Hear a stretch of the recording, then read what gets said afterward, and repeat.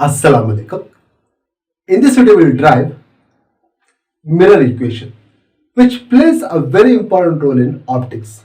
It is used for the designing of a spherical mirror. It gives relationship among U, V and F of a given spherical mirror. Here U stands for object distance, V stands for image distance and F stands for focal length of a given spherical mirror. To get the mirror equation, I take the example of a mirror, a concave mirror. This is a concave mirror. A mirror which has got the reflecting surface curved in is referred as a concave mirror. And here, this side represents a non-reflecting surface of this concave mirror. Okay, and one more thing you need to know about the concave or spherical mirror is nothing but the center point. The geometric center of any spherical mirror is referred as pole. Here, this yellow point represents the pole of this spherical mirror. Okay, now I draw a line from this pole. This line starts from pole and passes through principal focus and a center of curvature is referred as principal axis. What is this? This line which passes through center of curvature, principal focus and meets at the pole is referred as principal axis. Okay, and here let me tell you what is the center of curvature. Center of curvature is the center of the sphere of which the spherical mirror is a part. Suppose if I just continue this in this manner, it forms a sphere. Okay, it is so. Then the center will lie somewhere here. This center of the sphere of which this mirror is a part is referred as center of curvature. Then at one point beyond the center of curvature, I take an object at this point which is beyond the center of curvature. An object is taken which is named as A, is object AB. Okay, to find the image of this object formed by the spherical mirror, I take three paraxial rays. Now before going at, let me tell you what is paraxial ray. Paraxial ray is nothing but a ray of light which passes very close to the principal axis. A ray of light which passes very close to the principal axis is referred as paraxial ray. Now I take one paraxial ray which is just parallel to the principal axis. The first ray chosen by me is parallel to the principal axis. Then remember this, whenever a ray of light gets reflected from a spherical mirror, it passes through a point called as principal focus. Here it passes through a point. We call this point as principal focus. Here F is the principal focus. Let's continue this way. Then I take one more ray of light which hits the pole, which passes this way.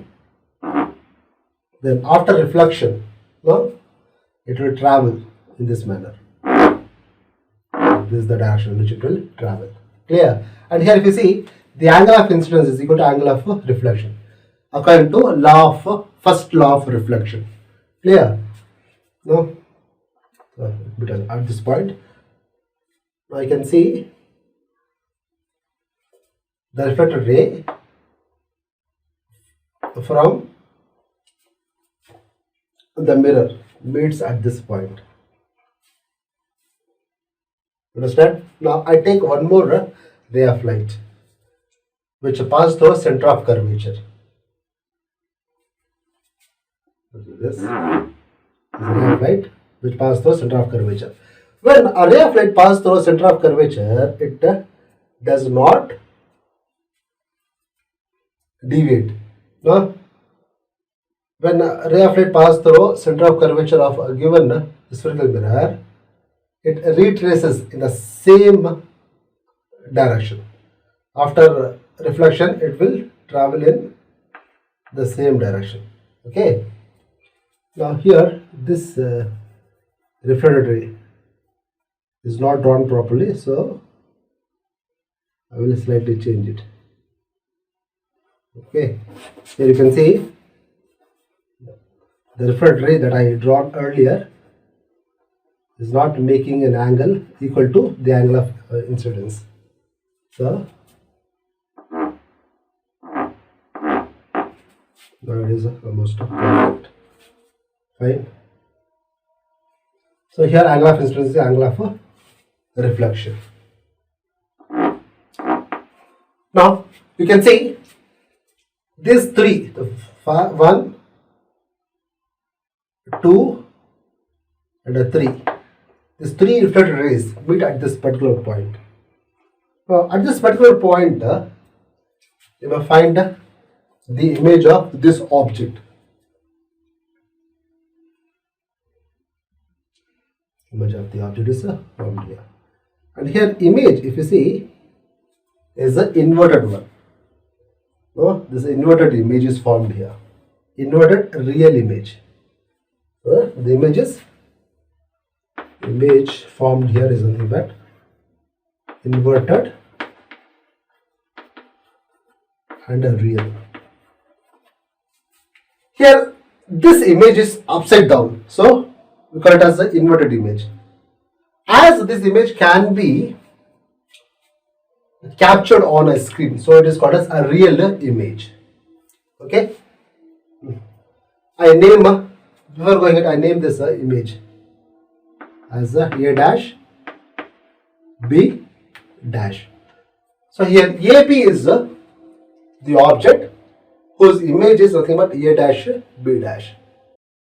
Now according to the law of reflection, according to the law of reflection,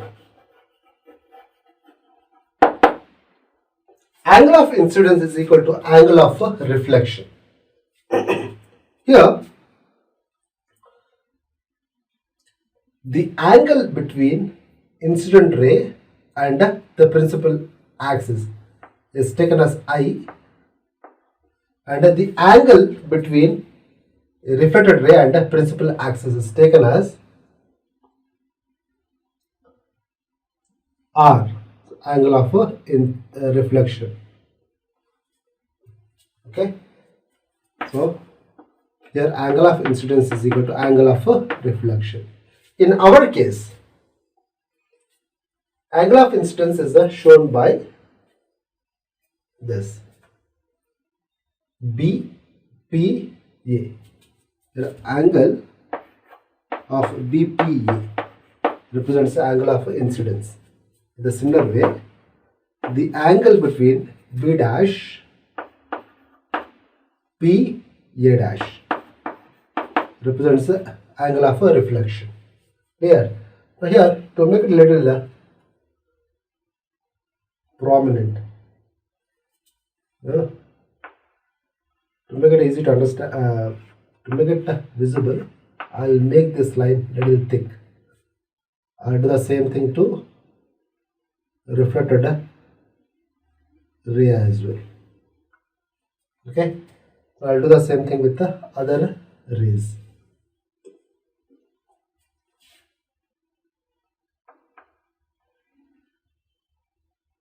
Yeah.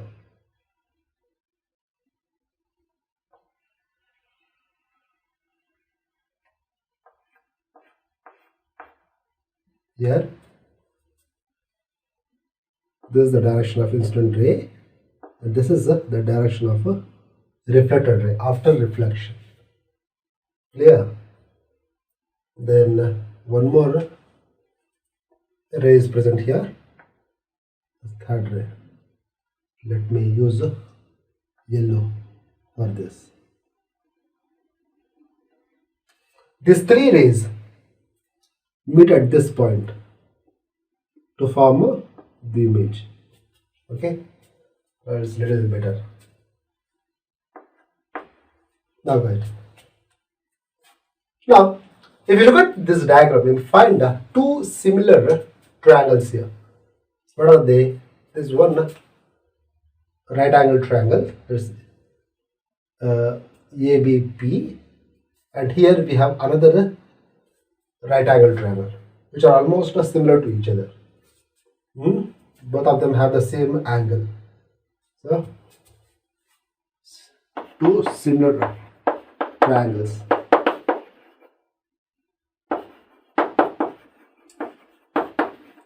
Nothing but triangle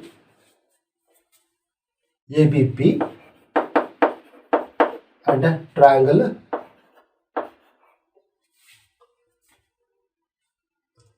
A dash P B dash. A dash P A dash P B dash. This is the second triangle. This can be written as A dash B dash P. A dash B dash P. Okay, this is similar to this. These two are similar triangles. Now we can follow the rules of a similar triangle. What is that? According to the rules of a similar triangles. Now in short form I use this symbol to represent the triangles. Now according to the rules of a similar triangles, what does it say? It says that A dash B dash, A dash B dash, length of the image, divided by AB, which is the length of the object, is found to be equal to P A dash P A dash divided by PA. Here we have taken the ratio of the opposite sides of these two triangles, now, which is found to be equal to the ratio of adjacent sides of these two triangles. Okay, this is what it means. Now I take this one as equation number 1. I'll go ahead. Now, in this diagram, there are more two similar triangles are present. So I'll take them. Similar triangles. What are they? Apart from these two, we have two more similar triangles. This is nothing but triangle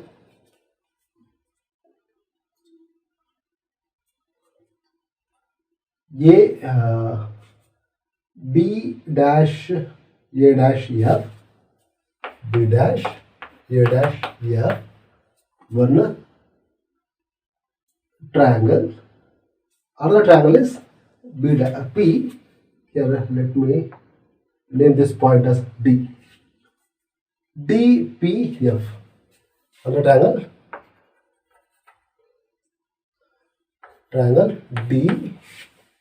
DPF. These two are another similar triangles. So as they are similar, we can use the rules of similar triangles to these two triangles as well. So applying the rules of a similar triangle. similar triangles. To these two triangles. See, by doing so, what we obtain? We'll get this. The same method I will follow here. I take this A dash, B dash, then I divide by the opposite side of this triangle. Here the opposite is DP. Divided by DP or PD, whatever we can take. Let's take it as PD. PD is the opposite side. Here, now you may say this opposite side appears slightly curved, but is almost straight. The line PD is almost straight. So it is taken this manner. Now I'll take the adjacent side of these two triangles. For this, it is F A dash. For this triangle, the adjacent side is F A dash. It is divided by the adjacent side of this triangle, which is nothing but P F. Okay, I take this as equation number 2. This is taken as equation number 2. Fine. Here I have two equations, equation number 1 and equation number 2. Now, if you compare these two equations, you may find that the term present on the left hand side, here the numerator of the term present on the left hand side are same. Here we have A dash B dash. Here also we have A dash B dash. But only thing different is the denominator. Now here, if you look at the diagram carefully, you may find that the length of PD is found to be equal to the length of the object, that is AB. So AB, here AB is found to be equal to PD. So in the place of PD, I use AB. No, this I will use here. So what I will get? If I do so, I will get this. A dash B dash upon AB is equal to F A dash upon PF. Here it is used here. Okay, AB is equal to PD is used in this particular part. Now, if you compare this equation with that of first equation, you will find in both equations, I name this one as equation number 3. On comparing 1 and 3, it is found that on comparing equation 1 and 3, it is found that both have the same term on the left hand side. So here this can be replaced with the PA dash upon PA. This term is replaced with PA dash upon PA. So in the place of this, I have taken its value as given by equation number 1. So it is equal to FA dash upon PF. Yeah. Now this is taken as equation number 4. Now I'll make certain changes to equation number 4. Now if you look at the diagram, you may find that here F A dash, here F A dash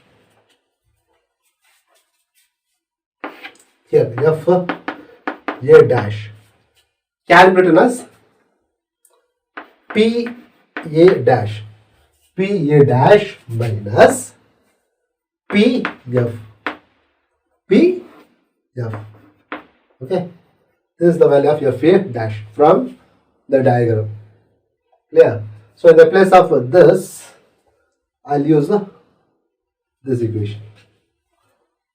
So I can write P dash upon PA is equal to, in the place of FA dash, I'll write PA dash minus PF divided by PF. Now We know the value of a PA dash, PA and a PF from this diagram. What are they? Let me tell you. Here, PA dash represents the distance between image and the mirror, which is nothing but U. Here, PA dash represents the distance between image and the mirror, which is the represent letter V. I said U, it's not U, it is V. Now, image distance. What is this V? It is image distance. It is represent letter by minus sign. Here we use minus sign by following sign convention. We know whatever length we measure on the left hand side of a mirror is always taken in negative form. Okay, according to sign convention. In a similar way, here a PA represents the distance between mirror and the object, which is nothing but U minus U. The next here we have PF. What is that? Here PF. The distance between these two is nothing but focal length of the given spherical mirror, which is represented small f. Here minus sign is taken for the reason that it falls on the left hand side of the mirror. Okay. If you do any measurement on the right side, then all these measurements will be taken in positive form. Okay. According to sign convention. Clear? Now I am going to use these values here in this equation. Let's find out what we get if we do so. In the place of PA dash, I write minus V. In the place of PA, I write minus U. This is equal to the place of PA dash. Again, I have to write minus V. Then already minus is present here. This minus. Then PF. What is PF? Is minus F. So within bracket I take it minus of F. Fine. Is divided by PF is nothing but minus F. Clear? Now here this minus get cancelled, and what we get in the next step is this V upon U. Here small v, this is small u, is equal to, now I take a minus outside. Here minus and this minus become plus. Let me increase one step here for better understanding. Minus minus becomes plus, divided by minus f. So here v upon u. So to be equal to, see, I take a minus sign outside. So when we take it out, minus v becomes a plus v, and a plus f becomes minus a f, divided by minus a f. Here minus is present both in the denominator as well in numerator. Okay, so we can cancel them. Understand? So the next step is nothing but this v upon u equal to v minus f upon f. Okay, now see, here I am going to make certain changes to this. Look at this carefully. Now I am going to expand the term present on the right hand side of this equation. So v upon u is taken as such, and here it is splitted.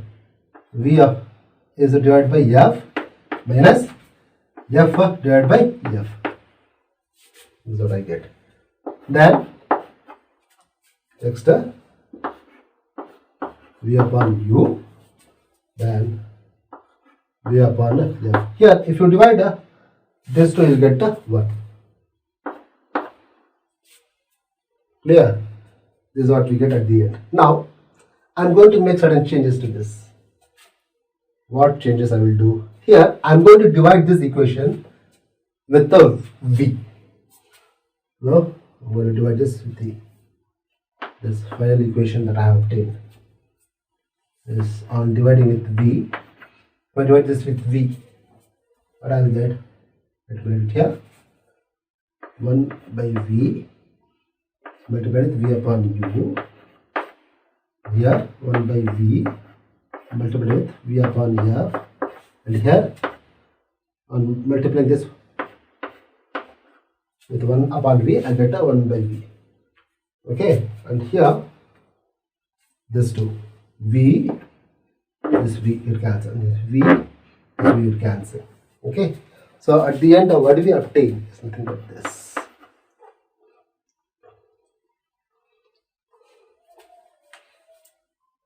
Here this side, 1 upon U equals to 1 upon F here minus 1 upon V. On rearranging, now, see, before going ahead, let me box this equation. This is called as the mirror equation. This can be rearranged in this manner. Now, let me write this one here. I write it here.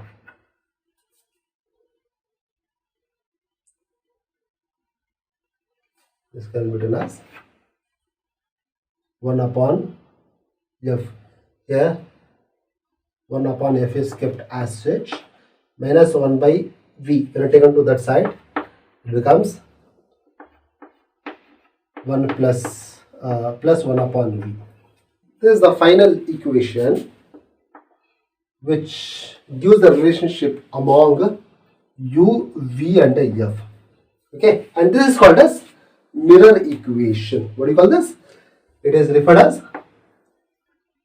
mirror equation. Okay. Now, as there is no space, instead of writing it here, I have taken into this particular part. Okay. So this is what this arrow mark represents. What is the significance of a mirror equation? Where do we use this? This mirror equation is used in the designing of a spherical mirror. It is not only applicable for a concave mirror. Apart from this, it is also applicable for a convex mirror. Now, what is that, a convex mirror? A convex mirror is nothing but a spherical mirror whose reflecting surface is bulged out. Here, this is the reflecting surface of a convex mirror. This is convex mirror. Okay. Here, this is the non-reflecting surface of this convex mirror. Clear? Now, before conclusion, let me make this little thick. Okay. So here, this is the incident ray. These are all incident rays, and these are all the reflected rays.